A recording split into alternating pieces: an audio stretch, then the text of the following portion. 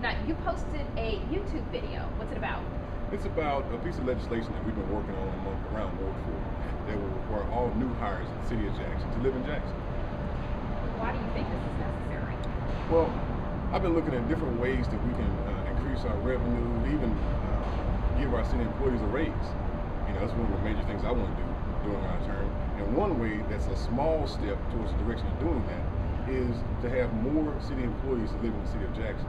So this piece of legislation will require all new hires of the city to live in Jackson and grandfather everyone who's already living outside the city, not making anybody move. But at this point, we have about 50% of our fire department, roughly 50% of our police force living outside the city. We pay them a little over $20 million a year. And, you know, if we had more of that revenue in the city of Jackson, we could start to look at ways that we can, give our employees a raise. Now, of course, you're not the first city councilman to try and do something like this. Most of it's been done in the past, or attempted to be done in the past, because before that's how it used to be. You used to have to live in Jackson to work in Jackson. So we're just moving back some things that's going to help us grow as a city. Do you think this is going to halt people from applying for jobs in the city? No, you can still apply for a job in the city, but the way this legislation is written, it gives you 6 months to have a residence inside the city. So by the time you go through the hiring process, get hired, and then have 6 months, you're looking at roughly 8 months to a year that you've been going through this process to even find a house in Jackson. Now, whenever people talk about finding a house in Jackson, the first thing that comes to their mind, 9 times out of 10, is the crime. So you're asking people to move back into an area that may or may not have a lot of crime in it. Well, we're asking people to start to reinvest in the city of Jackson. To work for the city of Jackson, right now, we need more also to hire people, not just to move people back in.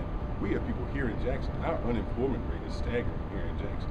We have 40,000 college students every year that come to Jackson. So we have qualified people at all levels of education, from high school graduates to undergrad, master's, and doctorate degree programs. We have the talent pool in Jackson.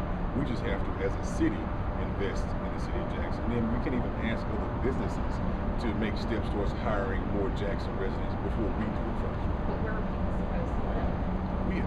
Jackson's 100 square miles. We have everything from Northeast Jackson and Eastover all the way back to South Jackson. We have housing. I have a developer right now in South Jackson who purchased 200 acres of land.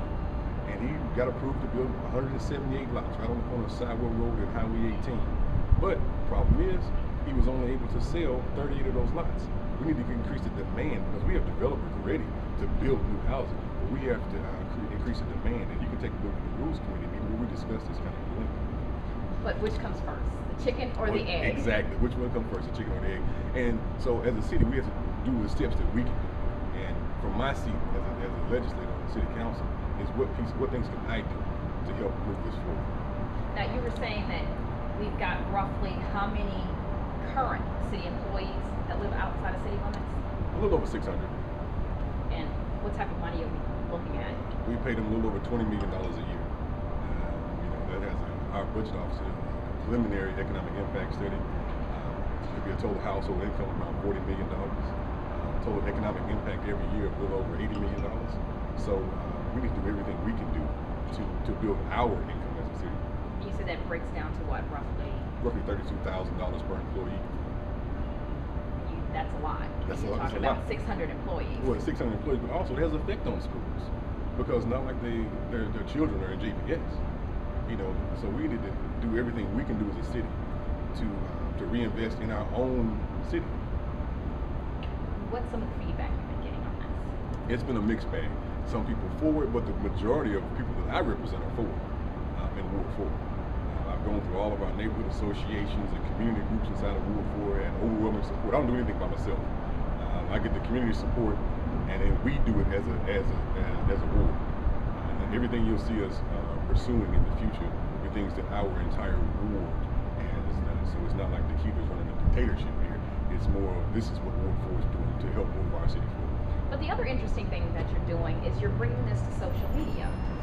Well, I wanted to get more of the public feedback, just to see how people felt about this issue and what their positions were, and also maybe they'll bring forth something that we can add to it to make it better. Why social media? Well, social media is a good avenue. It's very inexpensive, and we can involve the community.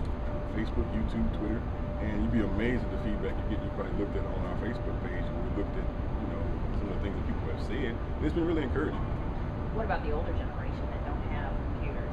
Well, that's where the community events go at. That's come into play. We have neighborhood association meetings and community meetings every week all across the world, and we've talked about this issue and talked about this issue. They're all for it, and so that which motivated me to even pursue it and stand up to kind of push back against. I wouldn't say we received opposition from other people in the council, but it was a little hesitant to be cautious to make sure we've involved more people in the conversation.